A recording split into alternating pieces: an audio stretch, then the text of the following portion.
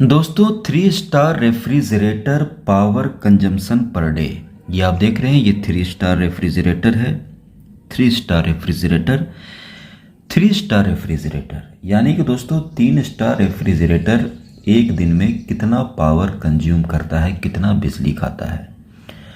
तो दोस्तों 3 star refrigerator एक साल में 160 से 200 यूनिट बिजली खाता है।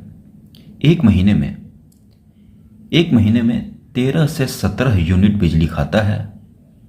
और एक दिन में यानी कि पर डे लगभग 0.45 से लेकर 0.60 यूनिट बिजली खाता है, यानी 0.45 से लेकर 0.60 यूनिट बिजली पर डे खाता है। लाइक सब्सक्राइब भरपूर कीजिएगा।